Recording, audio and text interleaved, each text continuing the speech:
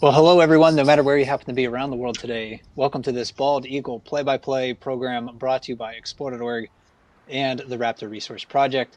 My name is Mike Fitz. I'm the resident naturalist with Explode.org, and we call ourselves the world's largest live nature cam network. We have about 180 or 190 live cameras around the world.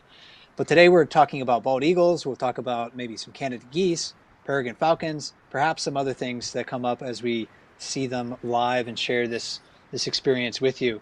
So joining me right now are my co-hosts from the Raptor Resource Project. First, let's welcome in Amy Reese. Amy, how are you today? I'm doing great. It's so much fun to see all three eaglets in Trempealeau. Absolutely. And we're also joined by John Howe, who's the director of the Raptor Resource Project. John, thanks for being here today. Hey, you're welcome. Great to be here. And again, this is a bald eagle play-by-play. We'll look at live footage of bald eagles through the Raptor Resource Cams on Explode.org. We'll describe what we see in their behavior and biology of the birds, maybe examine some of the recent events seen on the cams, including some of the non-eagle cams. And we also want to answer some questions that were submitted in advance. So please submit your questions for future Bald Eagle play-by-plays through the Ask Your Bald Eagle question form. You can find that by asking a moderator for the link to it in the chat. This is what that webpage looks like. And thanks to everybody who sent in their questions so far. We probably don't have time to answer them all, but I do look at each and every one of them, and we'll try to get to as many of them during the program as we can today. So we're looking at the Trempealeau Eagles right now, and Mrs. T feeding her three eaglets in that nest. We're going to be talking a lot about these birds because this has been a center of activity for the Raptor Resource Cams recently. But before we get into the nitty-gritty details of this nest, let me introduce you to the suite of cams that we have available to us to talk about today. So if you're curious about the location of Explode.org's cameras in partnership with the Raptor Resource Project, let's take a look at their locations right now. We are focusing on the upper Mississippi region of Iowa, Minnesota, and Wisconsin. The Decorah North Bald Eagle Nest is located on private property north of Decorah, Iowa. Heading farther north, we watch a peregrine falcon eyrie at Great Spirit Bluff on the Minnesota side of the river. The Mississippi Flyway Cam sits near the river's floodplain within the upper Mississippi National Fish and Wildlife Refuge. And then staying on the Wisconsin side, the Trempealeau Eagles make their home on private property near Trempealeau, Wisconsin. And finally, Castle Rock is home to a peregrine falcon eyrie as well. And there's been activity at all of these places over the past couple of weeks. But the big, I think, event for most everybody who's a Raptor Resource fan on Explode.org has been the hatching of all three eggs on the Trempealeau nest. And John, we were hoping to see some feeding happening live on camera, and we're getting our wish Yeah, granted. yeah, we're seeing this is perfect. We're getting that right now. I think there's some kind of furry mammal that came in there, and we're seeing I think Miss T feeding TE3 right now, and I just saw our newest hatch just recently. There we go again. TE5 kind of flopping back and forth and trying to get its bearings there. So just basically drying out. We can see some of the down, and we can see a foot there kind of rolling around. Looks healthy. This is really a very important time frame for TE5, and that is just, is it going to be able to get up in competition with the other two siblings and get some food, in the next day or two while it needs it. And Amy, I think we can see, even though these eaglets are only separated in age by a few days based on their hatch date, I think we can see quite a significant difference in body size and then also in coordination between the oldest eaglet in this nest and TE5, who's the youngest. So with those newly hatched chicks like TE5 who just came out of the egg, what was it, yesterday? What's that process like for it to gain coordination and be able to feed or just grab food from mom or dad. We'll generally see improvement, I would say maybe by the second day. Food is an incredible motivator, really for anything, but especially for birds of prey. So once it understands where food comes from more or less and gets stronger, like I said, probably by the end of the second day, we'll see a real improvement in its ability to hold its head up and receive bites of food. Like you can see TE3 now is practically an old hand. It won't be long till TE5 is the same way.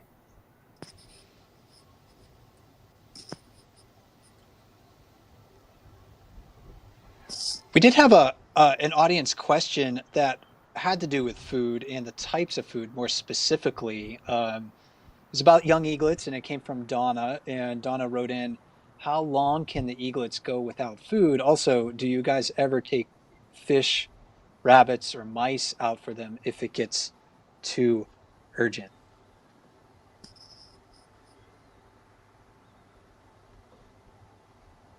John, you want to Yeah, take that I one? guess. Yeah, yeah. So I think it's variable as far as how long they can go without food. For instance, if we're looking at TE3 there, I saw a front shot of TE3 and did have a visibly full crop or close to full crop. So with that food there, they are going to be growing very fast in the first week.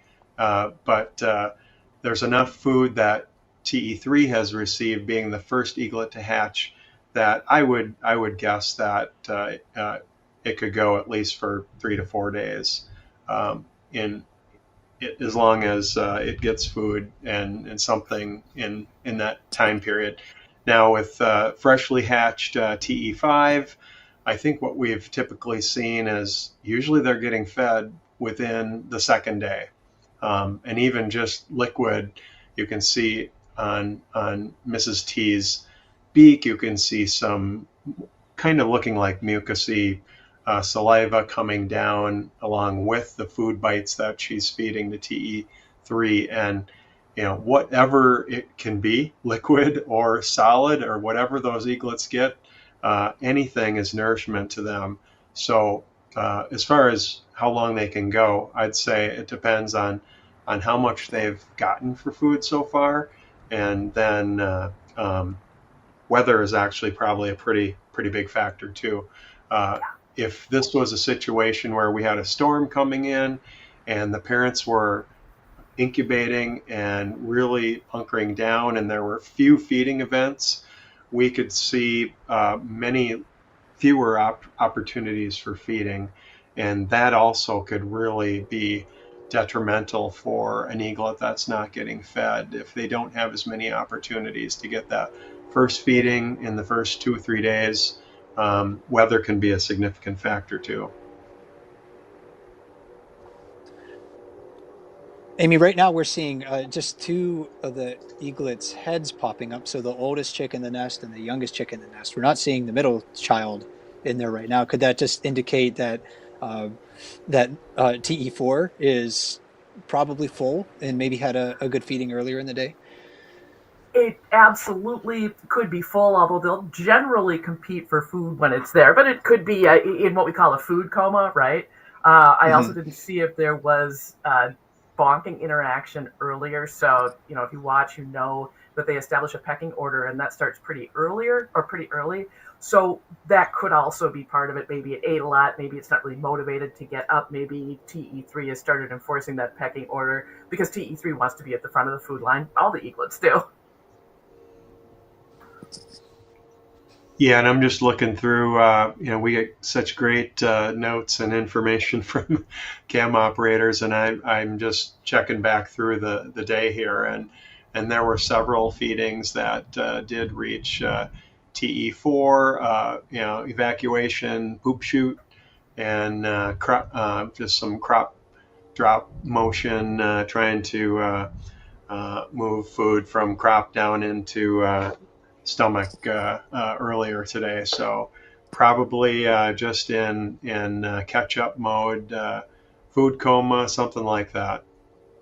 And if you watch the eagles and you get worried about it, because you're not necessarily going to see all the feeding, look for two things. Look to see if they have a swollen crop. It can be a little harder to see at this age, but if you look for it, you'll generally see it. If they have a swollen crop and if they're pooping, they're good. They're getting food.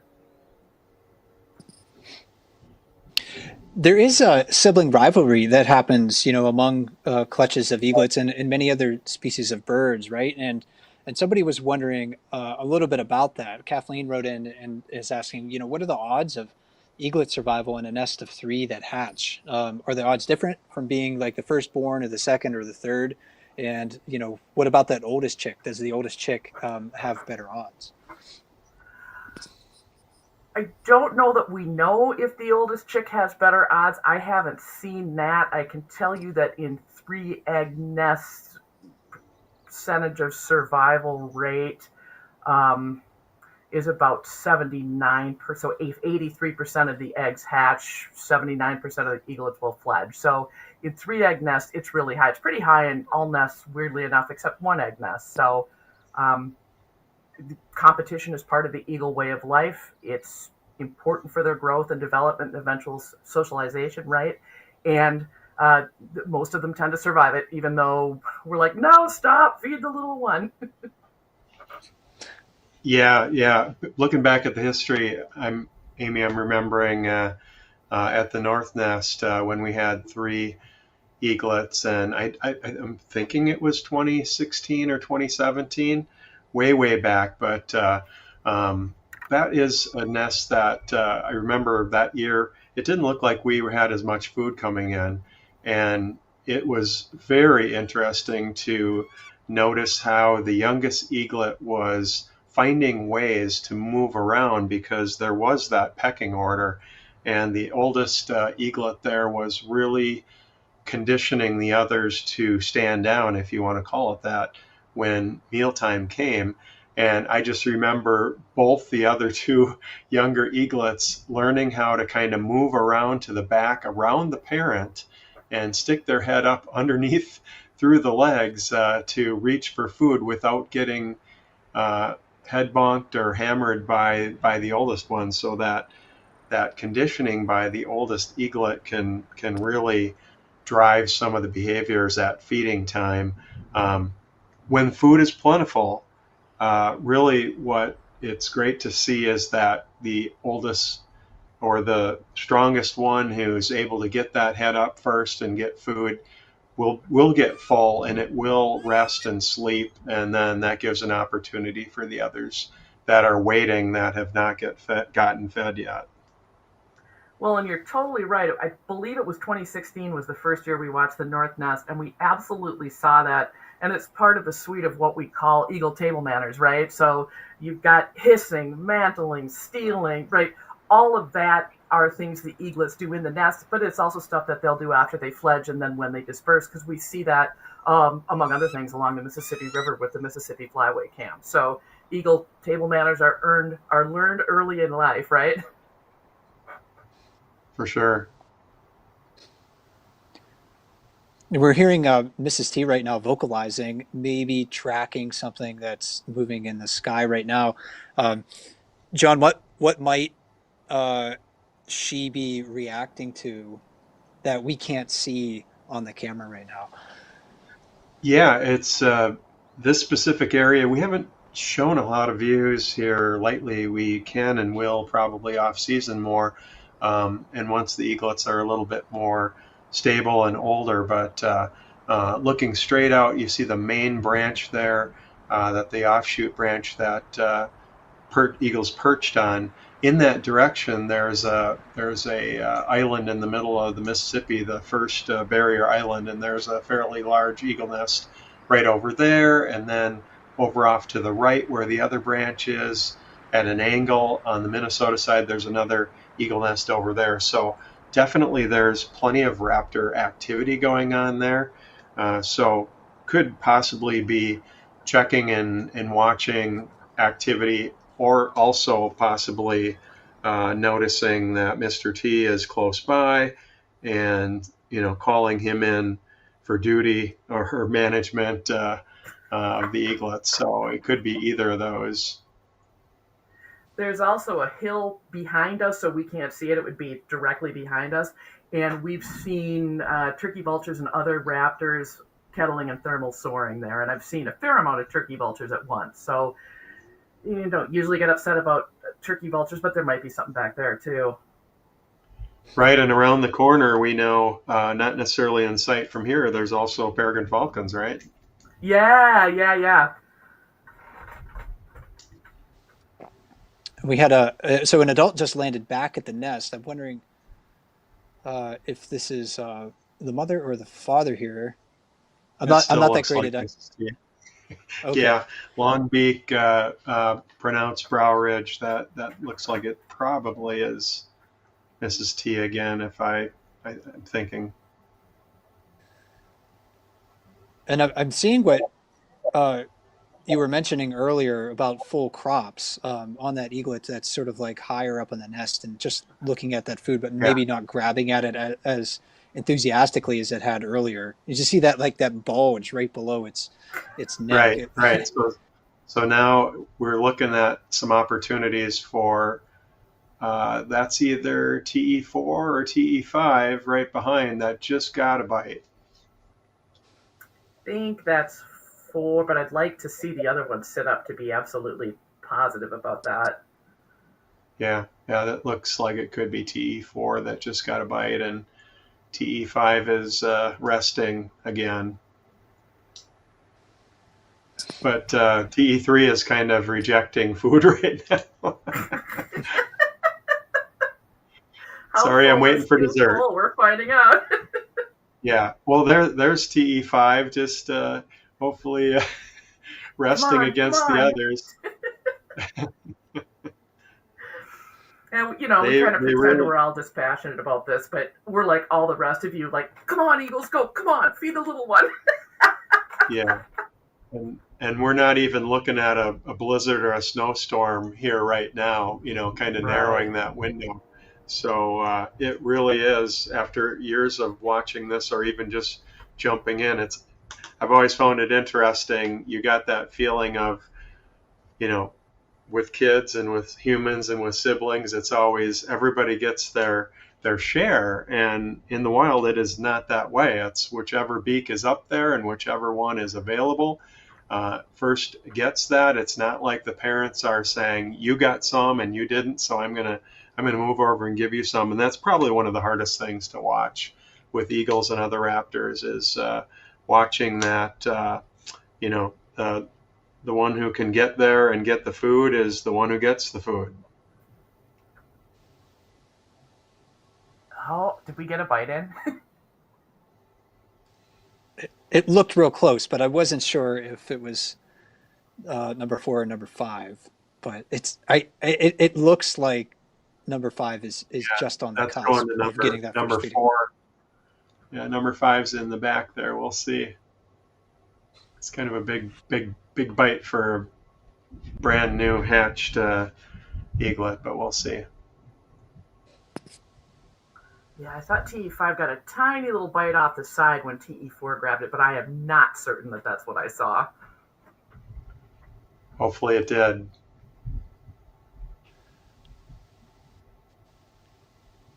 One thing that's interesting, it seems like the parent eagles are fairly adept at understanding how big of a piece of food their offspring can handle, depending on their age. Uh, is that something that you've also noticed, or am I just off base there? They Definitely. have, yeah, Go ahead, Amy.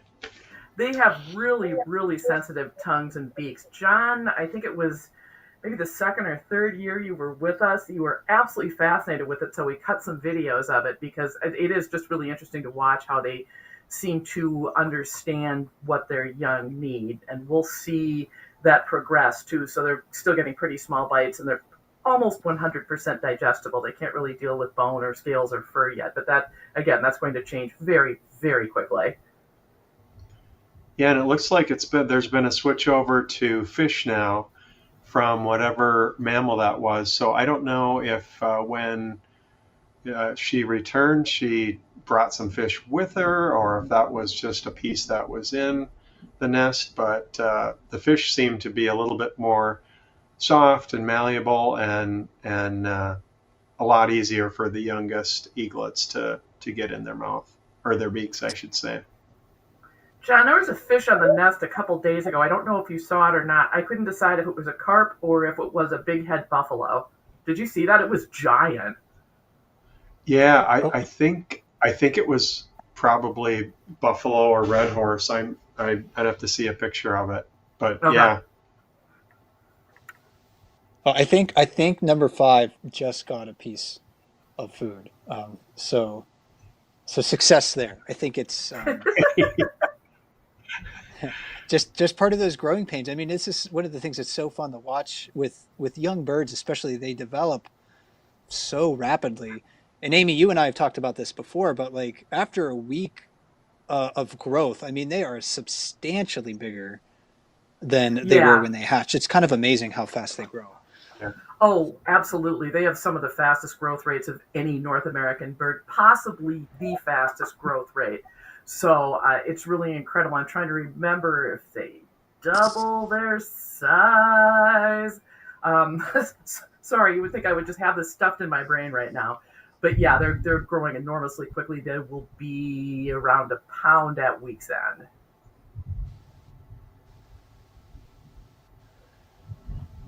Maybe yeah, another. fivefold increase in 7 days. So first Yeah, that's week, crazy. that's quite a bit from about what 3 point, little over 3 ounces when they first hatch. Yep, yep. Just amazing. And it looks like maybe Mrs. T is working over another semi-unidentified food object. I think that's one of the Eagle Cam slangs, that terms that we Yes, have around here, a UFO. Uh, UFO. we did have a question about different types of food and what the eaglets eat. We talked a little bit about this before we went live today, but Mary was wondering. I noticed that at one nest the parents were bringing mammals to the young to eat and no fish. Well, eaglets have a preference for mammals as they grow rather than fish. Don't most eagles and osprey prefer water meals? And this is something that Amy, but just by tracking, you know, the the types of prey and food that eagles bring back to nests, that we have a pretty clear understanding of what they eat and what they. It's really a question of what they won't eat, but they definitely seem to prefer fish. It's absolutely a question of what they won't eat, but they show a clear preference for fish. So at all of the nests we watch, 70% or more of what they bring into the nest is fish. That ratio can change a little bit. So like when sucker spawning is on, we see a higher percentage of fish than we do, say, in late June when they're eating more mammals, but they have a strong preference for fish. Yeah, and one thing, since we're talking about food here, one thing that seems to be a little bit atypical, this specific nest, is that in most nests, what we see right after first eaglet hatches, even right before, as eggs are being laid, kind of like the night before, it seems like the male eagle is bringing food gifts and then stocking the fridge as soon as that first eaglet is hatched. It seems like fish drop, food drop, rabbit drop, all this food coming in, and stocking the fridge is a good description for it. But we typically haven't seen that here. We're seeing some more incubating, a little bit of incubating and feeding activities from Mr. T here, but definitely kind of atypical behavior here at this nest in the both years here that we've been watching, compared to what we would typically expect to see after hatch. Yeah, let's talk about Mr. T. So, he's part of the equation here as well. So, the mother, Mrs. T, she's the one who we've been seeing feeding the entirety of our program so far today. We did get several questions about Mr. T. Where is he? What's he been doing? That sort of thing. So I'll kind of read through three of them fairly quickly. I think this will give us a starting point to for our conversation, as it looks like Mrs. T here is ready to settle down and brood her young. KBR wrote in and asked, any thoughts on Mr. T? He's not around much. Are there people in the area who can observe any off-cam behavior? Could he have another mate in the nest? Linda was wondering, how does the Raptor Resource Project explain Mr. T's behavior of leaving the nest for long periods of time? Other nests, the male is present in engaging with the female in nest activities. And then FE924, should we be concerned about Mr. T? Seems to not be interested in incubating the nest and leaving Mrs. T on the nest for hours at a time. So I think these are all interesting questions to ponder, John, because it seems like we're seeing, it's quite a different dynamic between the parents here compared to like the Decorah North Nest, which I know a lot of our viewers are familiar with. Yeah, and I know Amy may have some thoughts on this for sure, but I have to go back and just kind of take a look at just the difference and noticing that there is a difference in how he's behaving. What I've seen and what we've seen with notes and people watching and our citizen scientists, eagle watchers out there, is that Mrs. T will bring in some food and he will take it and grab it and move off. And I'm probably guessing that it's a behavior of eagles to take food, and that is taking predominance over the bringing the food in for the eaglets and for Mrs. T and that kind of activity. We've talked a little bit about the possibility of, well, would he be doing what another male eagle might be doing and doing it someplace else? I think that's probably where that question came from, the thought of him possibly grabbing food for another nest or something like that. I think that's probably less likely to be the case here, but I don't know that I have an answer for that. And it would be of interest to, try to track and see where he's going when he takes the food out of the nest. It's also possible that she has had new mates 2 years in a row. And we also blogged about that a little bit on the website, but here's my thoughts on that. So usually eagles will lay eggs later during their first season with a new mate, right? And then they'll drift back. So if we look at mom and dad Decorah, the first time she was with dad, her first egg came on March 5th. That was 2008. So 4 years later, 4 or 5 years later, we've got her first egg on February 17th. And we see that in almost every eagle couple we've watched, with the exception of Mom Decorah and DM2. They, for whatever reason, she moved later the second year that they were together. But otherwise, it's pretty consistent that they move earlier. They can drift around a little bit, right? Because, weather, environmental stressors, competition can influence that a little bit. But they tend to make small movements. So they might drift 1 or 2 or 3 days later. 8 days, which is what we had at the T nest this year. I thought it was going to go earlier because they had nested together last year and every other nest we watched was early. But they actually went 8 days later. So that's one thing that makes me think, well, that's something I would expect to see with a new mate, not with an established mate. Everybody has been commenting on the fact that he really doesn't seem that involved in brooding and incubating and feeding, and that he sometimes steals the food, or maybe even often steals the food, right? So one explanation could be that, again, he's a new male, because that's the kind of behavior that we see in new male eagles. And again, like, eagle dads differ. Some of them are great from the get-go.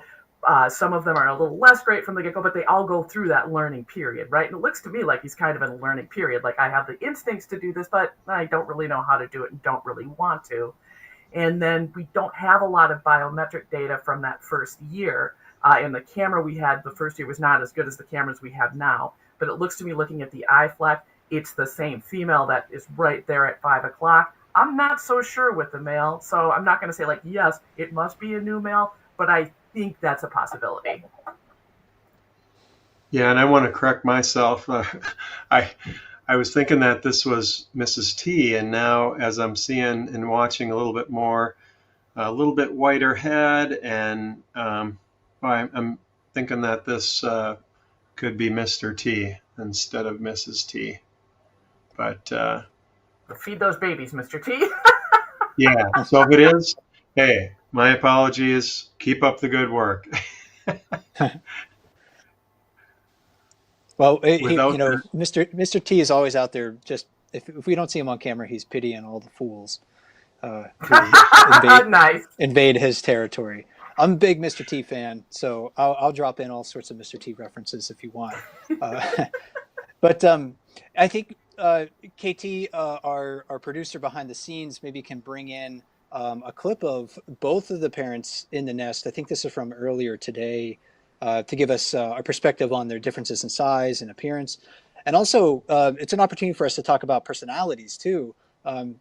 There's what John and Amy, you were both talking about experience and maybe how that weighs into their behavior at the nest.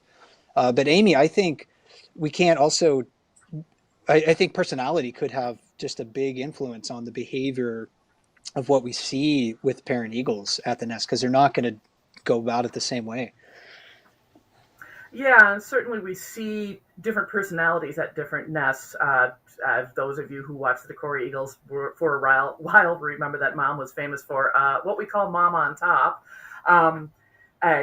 Some eagles seem shyer. I personally have wondered if the pecking order they learn in the nest influences them later on in life, right? But they absolutely have different personalities. I do like what we're seeing here. Again, he's interested in the eaglets and he's interested in feeding, but he doesn't seem to quite get how to do it. So if we're lucky enough to get him back again or to have him nest here again next year, we'll be able to see how he matures, grows, and changes, and if he remains more standoffish. And I'm really interested in that. And I do also really like John's idea of getting down there and just seeing where he goes when he goes, because I agree it's less likely, but we can't rule it out without trying to find out, right? But yeah, they absolutely have different personalities. yeah, and in this clip, it looks more like what I was mentioning, kind of used to. You can see a fish off in the right corner underneath Mrs. T, and there's obviously a food piece that Mr. T is working on there in this clip, and that was just earlier today, right? So there might be some food that's getting covered up in there too, that it's hard to see.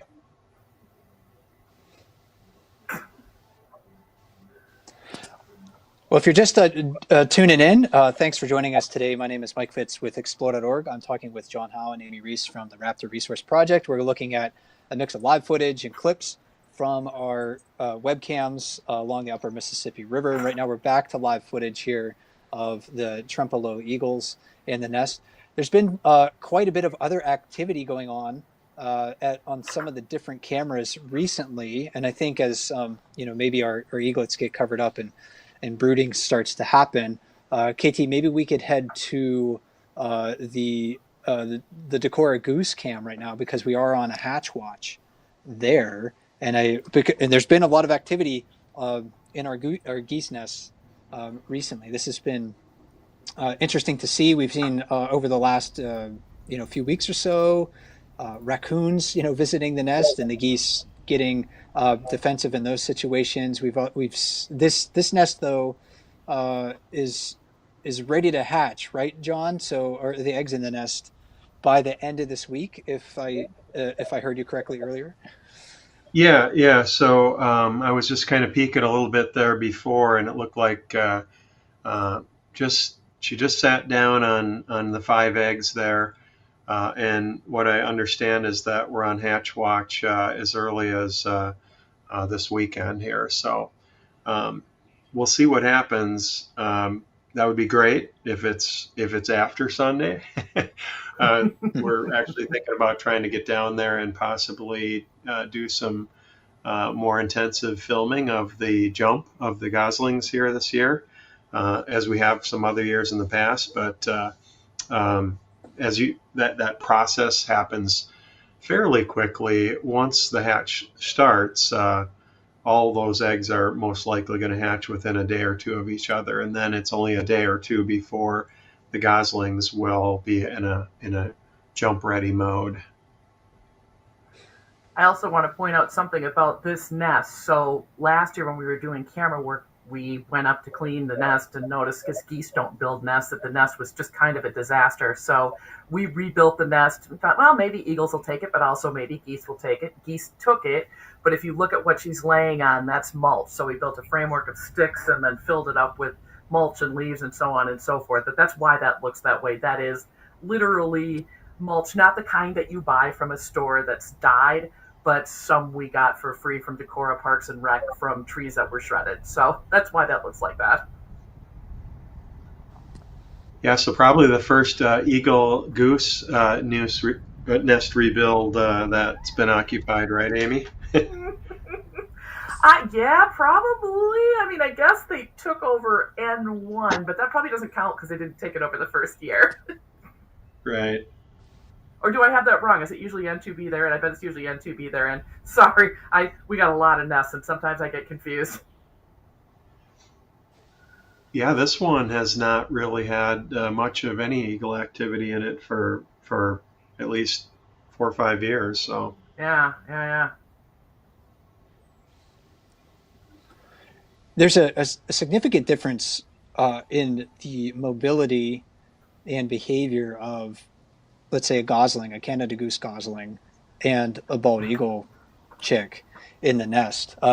So Amy, this is something else I think that you were writing about it in the Raptor Resource blog recently or previously. But can you just walk us through briefly the difference between like atricial young and precocial young, and how that factors into the different adaptations of these young birds and their survival?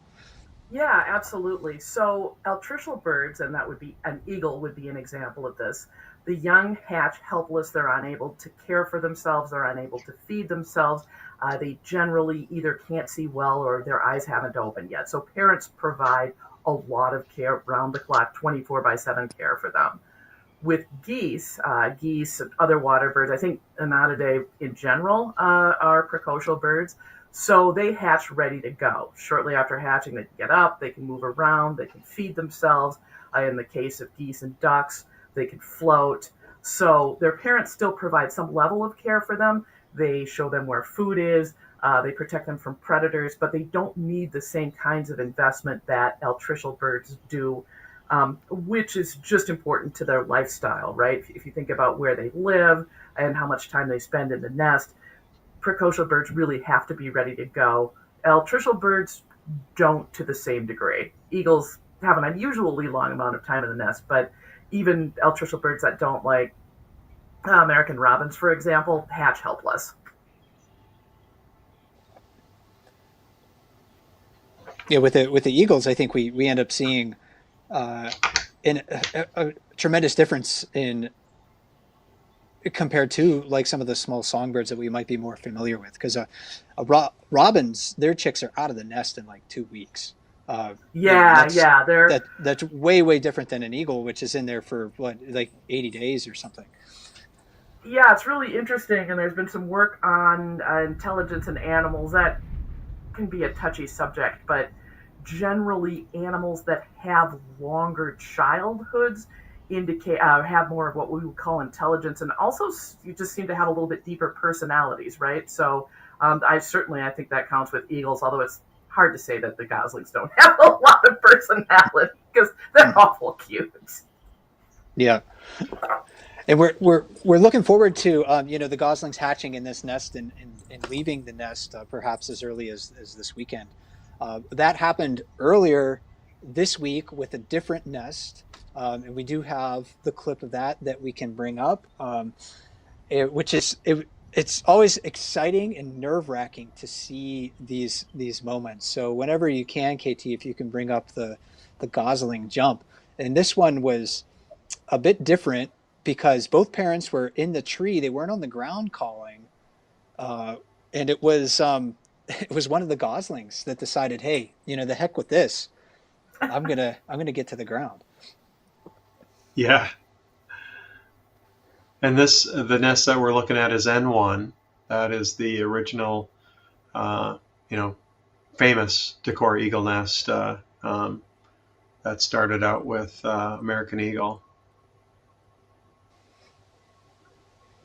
They're so cute. There's one unhatched egg in the nest, and that one was placed there by I don't know if I should call her rogue, but she was an interloper. She was a different female goose came in and dumped an egg there, just kind of hoping, hey, maybe my egg is will hatch around the same time as these others. It won't. It'll just be there in the nest. Maybe a raccoon or something will find it a good meal. But it was laid much too late to be incubated properly. Uh, but the Yeah, and geese. interestingly, Sorry, go ahead, John. I said interestingly earlier we saw another goose up on that nest, and I don't know if it was on that egg or if it's looking at another adult that's ready to lay its eggs. We've seen some activity, and what almost looked like we were going to have another set of geese up in the eagle nest, but yeah, there was on the live cam. I think there actually is another goose up in that nest, possibly on that other egg there. That would be quite crazy if that thing. I don't think it hasn't been incubated now, so it probably most likely couldn't hatch. But that'd be pretty wild.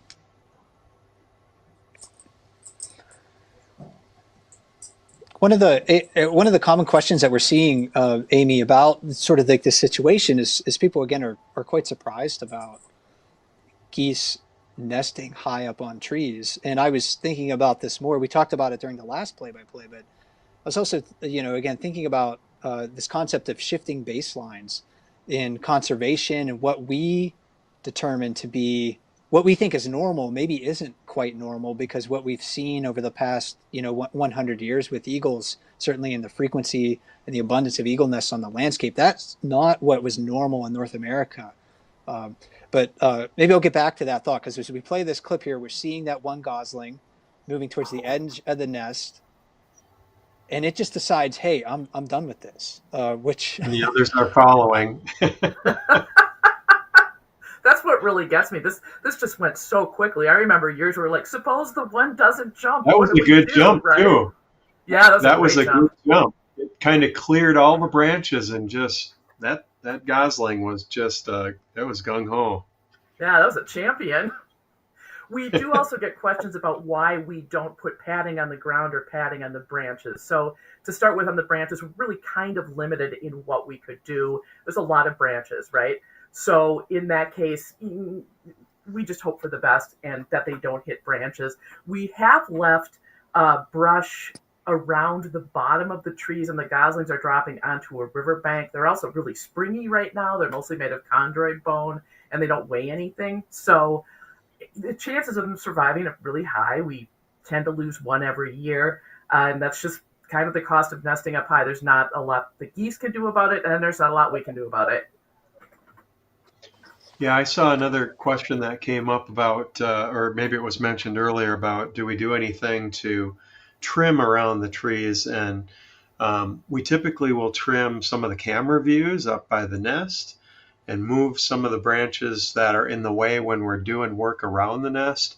I can say on the bottom, both of these eagle nest trees do have metal flashing around them and protection to try to dissuade raccoons and others from trying to climb the trees.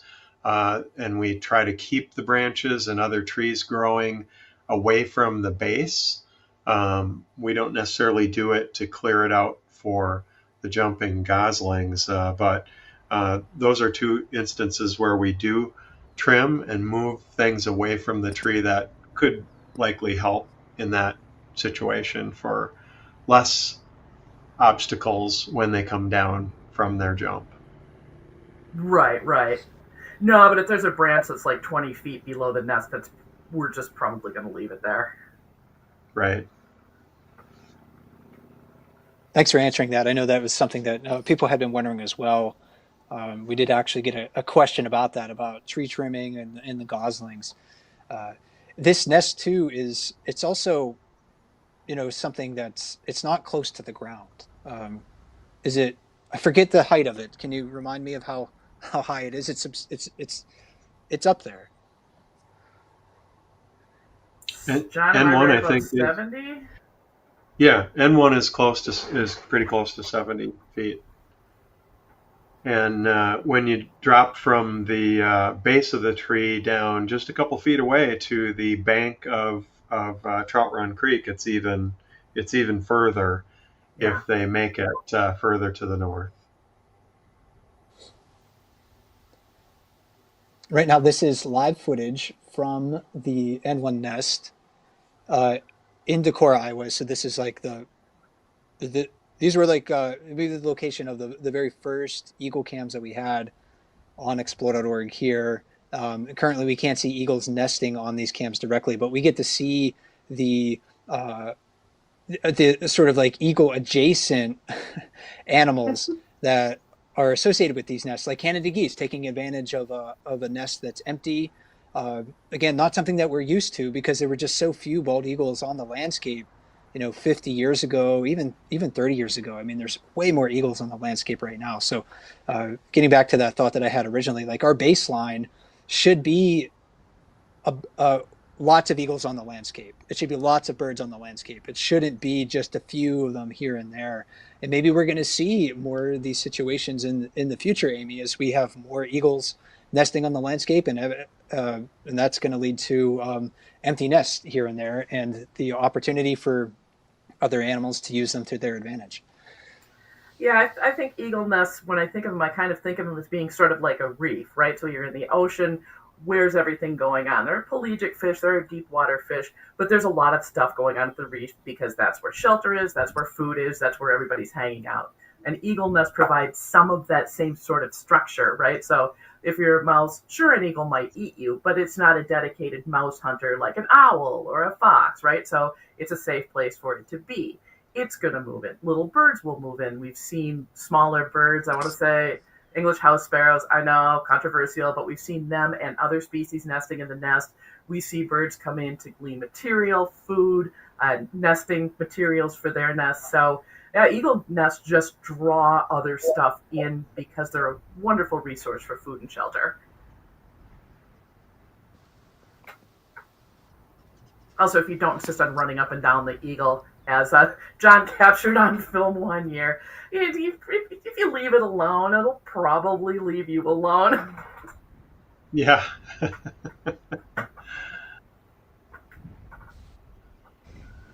I wonder too. It seemed like the geese have been showing up earlier and earlier, and kind of almost the same time frame when the eagles are laying eggs. The geese are around, and I've still got this question as to whether or not the presence of the geese could be altering the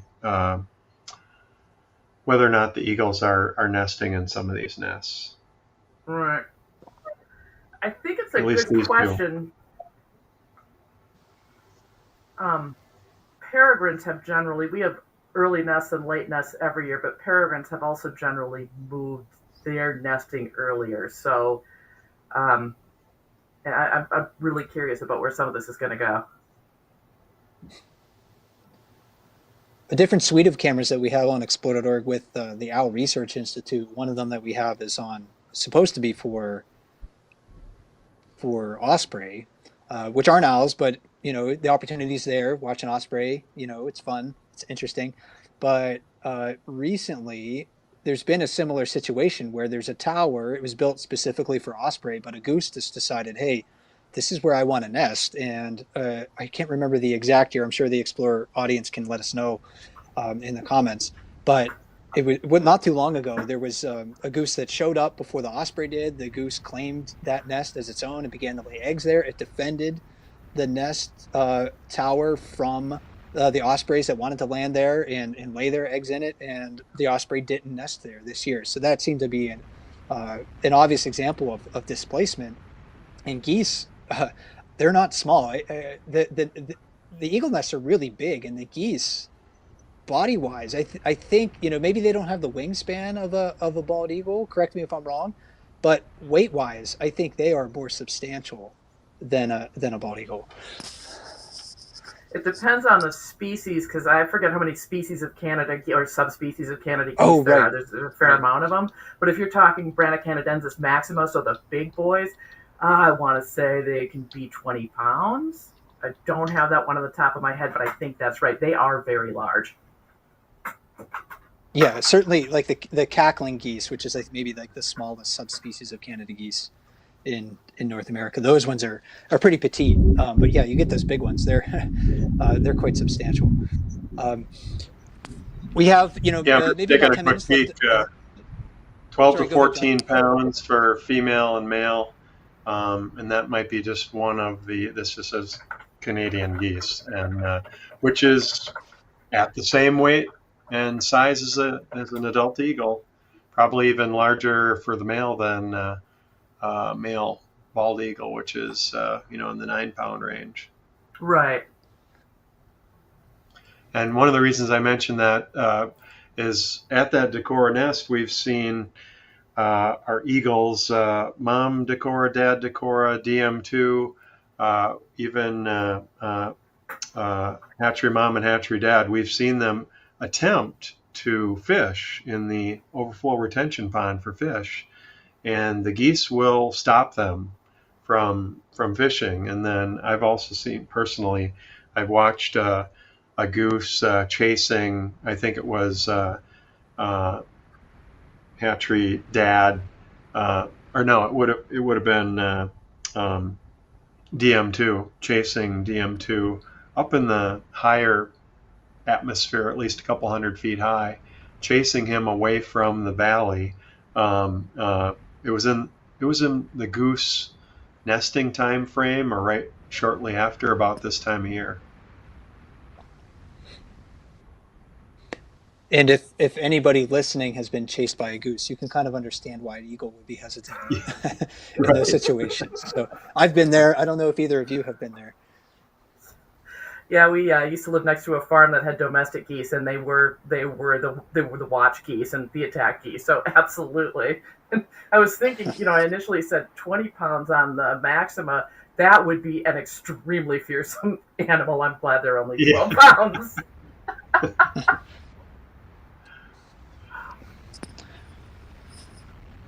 Well, with just a few minutes left in our broadcast, let's head. We have a couple of peregrine falcon cams. We're watching. The females basically just incubating the eggs right now, so not a whole lot of activity there. But at the Castle Rock nest, or excuse me, Airy, not that long ago, there was an owl that came to visit. So KT, maybe we can bring up that clip. This is live footage right now, but we'll go to some nighttime footage using the infrared and see this bird defend herself and her eggs from that owl.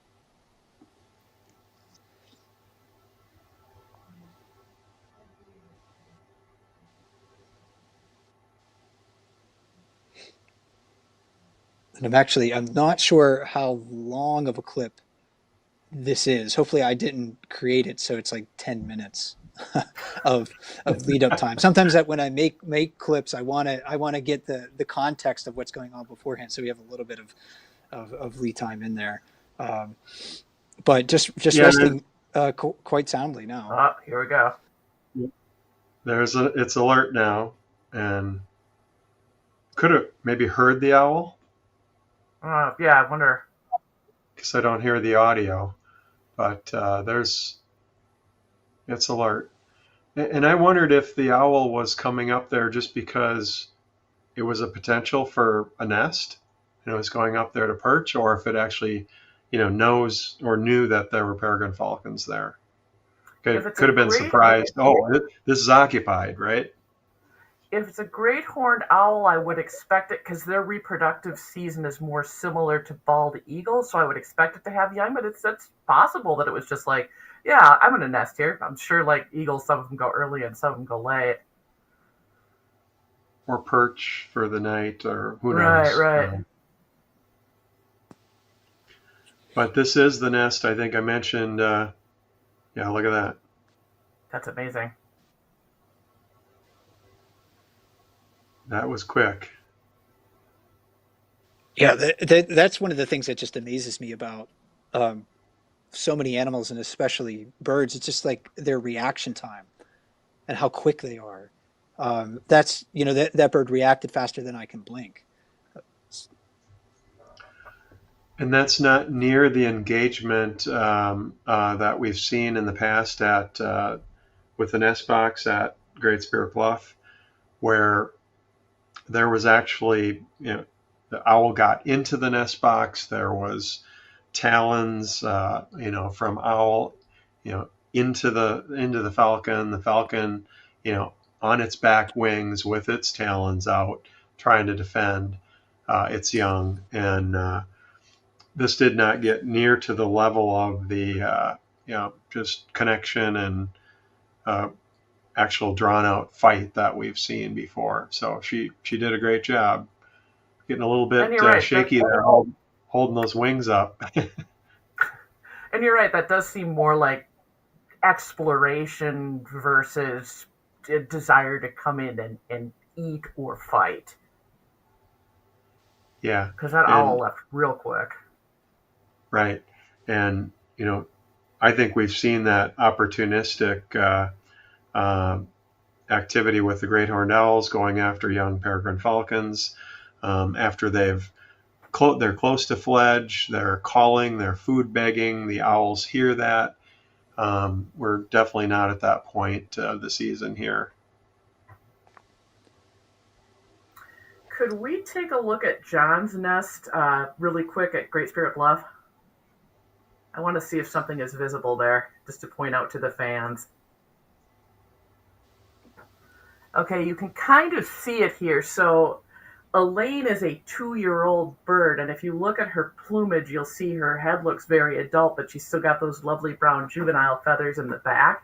This is a really cool thing to see, and you only see it once in a falcon's life. So that's one of the things I like about this site. It's just kind of a delight to see what I think of as that intergrade plumage as she molts her juvenile plumage and molts into adult plumage. It's just beautiful and a cool thing to see. And you can see she's molting from the top down. So those bottom feathers and some of her wing and tail primaries, I don't remember the order, are going to be the last ones to go.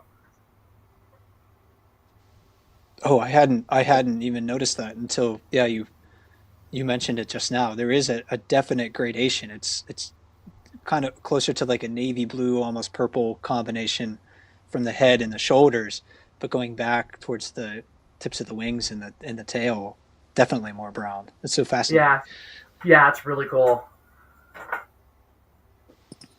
I agree. That's very neat observation. When is are we looking at potential hatch on the Great Spirit Bluff nest?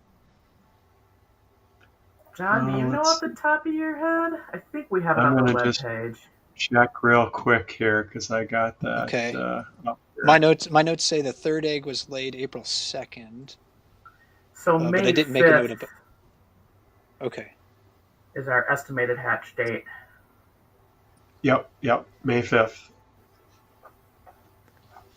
Well, excellent. I think we're looking forward to that, and we just have like a moment left in our program today. But I want to thank the both of you for being here. It's been a really fun conversation. We got to see some great eagle behavior. We got to visit our falcons. We got to visit with the Canada geese, talk about them and their leap of faith. And we encourage everyone to watch the Canada geese potentially leave the nest this weekend or early next week on that Decorah goose cam. We're going to get to see the Trempealeau eagles continue to grow and develop there. And then in maybe 2 weeks or more, we'll have maybe some falcon chicks to talk about. So let me thank my guests as we conclude our program today. First, John Howell, director of the Raptor Resource Project. Thanks for spending some time with us today and sharing your expertise. Yeah, you're welcome. Great to be here. And also from the Raptor Resource Project, Amy Reese, who is just a boatload of knowledge. And I always enjoy talking to you, Amy. So thanks so much. Oh, thank you. It was really fun to talk to both of you. This was a great time. And my name is Mike Fitz with explore.org. We'll be back in a couple of weeks, same bird time, same bird channel, for another bald eagle play-by-play. And until we talk to you again, never stop learning.